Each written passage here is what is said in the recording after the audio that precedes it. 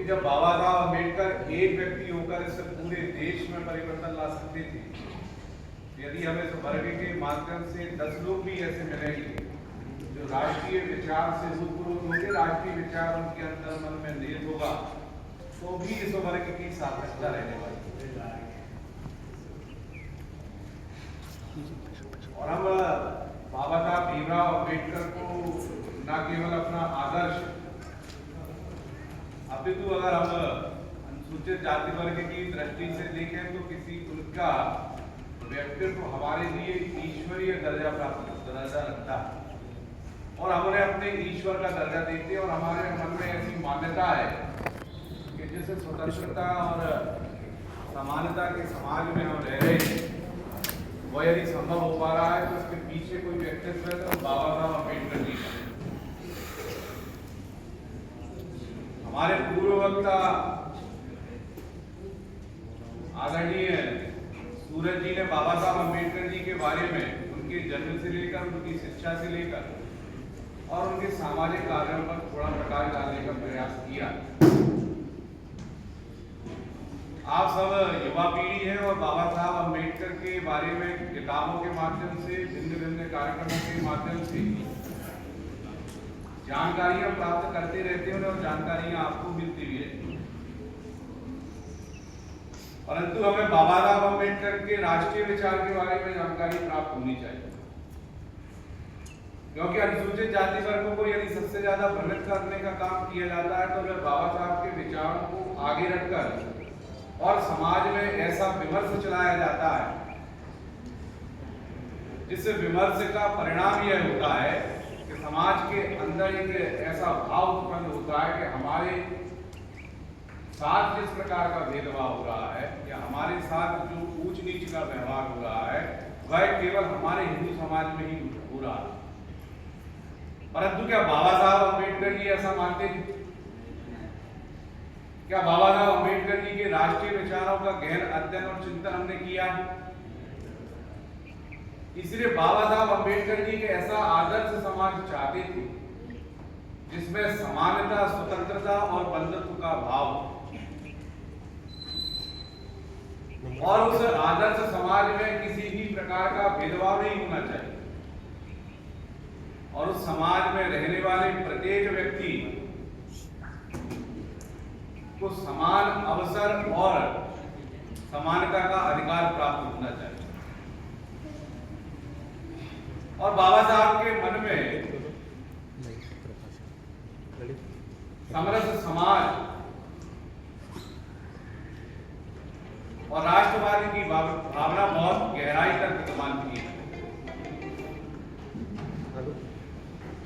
हम कई बार सामाजिक समरसता के शब्दों को सुनते होंगे और उसके बारे में जब हम कोई समझाने का प्रयास करता होगा तो हम बहुत गहराई से जब जाते हैं तो हमको ऐसा लगता है कि कुछ विशेष संगठनों के द्वारा यह जानबूझकर हमारे समाज में चलाया जा रहा है। पर जब हम बाबा साहब के विचारों को पढ़ेंगे तो हमारे ध्यान में यह आएगा कि ये जो चीजें हैं वह वास्तविक रूप से बाबा साहब चाहते थे कि भारत का समाज सामाजिक समरसता के भाव से बंधा हुआ होना चाहिए। इसलिए सामाजिक समरसता में बाबा साहब अम्बेडकर जी की भूमिका को हम यदि समझना चाहते हैं तो जिस समाज में बाबा साहब अम्बेडकर काम कर रहे थे उस समाज की सामाजिक, राजनीतिक और धार्मिक परिस्थितियों का गहन अध्ययन करना आवश्यक है। उस समाज में ऐसे कौन से विमर्श चलाए जा रहे थे या जिन्हें जानबूझकर चलाया जा रहा है।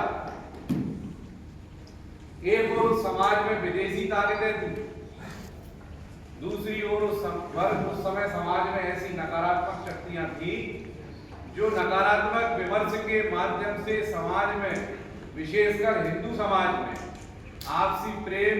बंधुत्व और सौहार्द के भाव को समाप्त कर उन्हें आपस में लड़वाकर इस राष्ट्र को कमजोर करने का काम कर रहे थे। उनमें से कई विमर्श आज भी चलाए जाते हैं और उसमें सबसे ज्वलंत विमर्श है कि आज हिंदू समाज में जो वर्ण व्यवस्था है उसके कारण हमें जातिगत भेदभाव दबाव सहना पड़ता है। पर हमें इसके लिए बाबा साहब के विचार को समझने की आवश्यकता है। हमारे समाज की बड़ी समस्या यह है कि हम बाबा साहब को मानते पर बाबा साहब की नहीं मानते। हमारे मन में जो बैठा दिया गया है उसे हम पूर्णतः सत्य मानकर उस पर चलने का प्रयास करते हैं। इसलिए मेरा इस मंच की ओर से आपसे आग्रह है, आप उस पर चलिए जो बाबा साहब अम्बेडकर जी ने कहा है, जो बाबा साहब अम्बेडकर जी ने लिखा है और जो अपेक्षा बाबा साहब अम्बेडकर जी ने अनुसूचित जाति समाज से की। इसलिए उन्होंने बड़े स्पष्टता के साथ अपने विचार को व्यक्त करते हुए कहा है कि आज की जो वर्ण व्यवस्था है वह वर्ण व्यवस्था विदेशी आक्रमणों के बाद समाज में स्थापित हुई है और इसका जो वैदिक काल की वर्ण व्यवस्था थी उससे किसी भी प्रकार का कोई लेना देना नहीं है। वैदिक काल की वर्ण व्यवस्था पूर्णतः कर्म पर आधारित है। उस समय समाज में दूसरा विमर्श यह चलाया जा रहा था कि इस देश में रहने वाले आर्य विदेशी नागरिक, इसके लिए बाबा साहब की लिखी हुई पुस्तक राइटिंग एंड स्पीसीज के खंड 7 में उन्होंने लिखा है कि आर्य इस भारत के ही मूल निवासी, क्योंकि गंगा, जमुना और सरस्वती आदि नदियों को मां कहकर संबोधित करने का भाव किसी विदेशी के मन में जागृत नहीं हो सकता। यह भाव केवल यदि किसी व्यक्ति के मन में जागृत हो सकता है तो वह व्यक्ति इस भारत भूमि का हिस्सा होगा।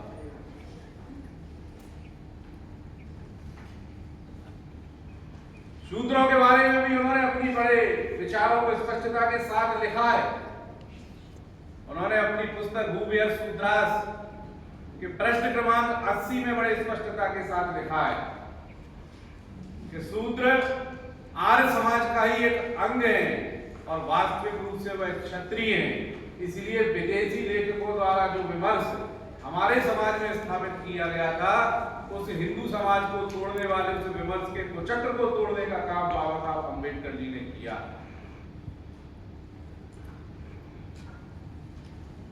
बाबा साहब अम्बेडकर जी को बड़ा वंदनीय मानते हैं और हमें ऐसी धारणा है कि उनके द्वारा दिया गया आरक्षण जिसका लाभ लेकर हम आज उच्च शिक्षा को प्राप्त कर रहे हैं और उच्च शिक्षा को प्राप्त कर हम उच्च पदों पर हमारे अनुसूचित जाति वर्ग के बंधु बैठे हैं और कई बंधु बैठने का प्रयास कर रहे हैं। और जब इस धारा 370 को जम्मू कश्मीर से हटाया गया, उसको हटाने के पीछे का उद्देश्य क्या था, यह भी हमें समझने की आवश्यकता है। इस भारत के प्रथम प्रधानमंत्री पंडित जवाहरलाल नेहरू, जिन्होंने संविधान में धारा 370 को जोड़ने के लिए संविधान निर्माता बाबा साहब भीमराव अंबेडकर जी से कहा, परंतु बाबा साहब अंबेडकर जी धारा 370 की भविष्य की बुराई को जानते थे और उन्होंने पंडित जवाहरलाल नेहरू जी से इसे भारतीय संविधान में जोड़ने से स्पष्ट तौर पर मना किया। और वो यहीं पर नहीं रुके, उन्होंने तात्कालिक जम्मू कश्मीर के प्रधानमंत्री शेख अब्दुल्ला को एक पत्र भी लिखा कि आप धारा 370 के माध्यम से यह चाहते हैं कि भारत आपके जम्मू और कश्मीर में सड़कों का निर्माण करे, आपके नागरिकों को भारत के नागरिकों के समान अधिकार प्राप्त हो और आपको भारत के नागरिकों के समान सुविधाएं प्राप्त हो और उसके बदले भारत को आपके जम्मू कश्मीर में सीमित अधिकार मिले। यह इस भारत के लिए भारत के साथ विश्वासघात होगा और ऐसे किसी भी कानून को मैं भारतीय संविधान में जोड़ने के खिलाफ हूं। ऐसा बाबा साहब अम्बेडकर जी ने स्पष्टता के साथ पंडित जवाहरलाल नेहरू जी के सामने लिखा। एक कानून नागरिक समान संहिता भी इस समय बहुत चर्चा का विषय बना हुआ। उसके विषय में संविधान सभा में बोलते हुए बाबा साहब अम्बेडकर जी ने कहा था कि समान नागरिक संहिता सभी धर्मों के लिए एक समान कानून है और इसका किसी भी धर्म से किसी प्रकार का कोई लेना देना नहीं।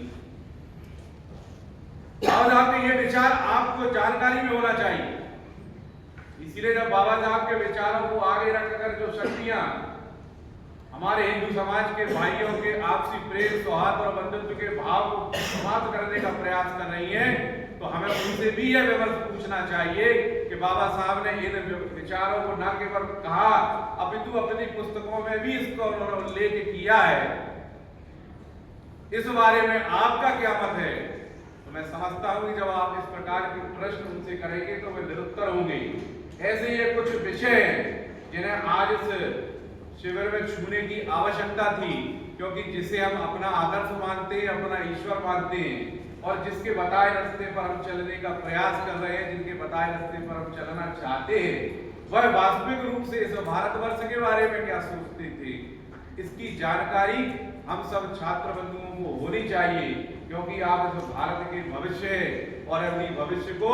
अतीत की जानकारी नहीं होगी और वर्तमान में वह अतीत से सीख लेकर काम करने का प्रयास नहीं करेंगे तो एक बेहतर भविष्य का निर्माण नहीं कर पाएंगे। इसलिए मेरा आप सब छात्र बंधुओं से आग्रह है कि इस शिविर के माध्यम से बाबा साहब के विचारों को पढ़ने के लिए आवश्यकता है, बाबा साहब की उन किताबों को पढ़ने की आवश्यकता है जिनमें उन्होंने राष्ट्रीय विचारों को बड़ी स्पष्टता के साथ लिखा। वे भविष्य का भारत को किस रूप में देखते थे, कैसा भविष्य का वे भारत चाहते थे, उनकी किताबों से हमें पढ़ें, उनके विचारों को हम अंगीकार करें और उनके विचारों को अपने मन में, अपने व्यक्तित्व में और अपने व्यवहार में रखकर समाज और राष्ट्र के लिए काम करेंगे। तब हम एक बाबा साहब के विचारों का भारत बनाने में सफल होंगे। बहुत बहुत धन्यवाद।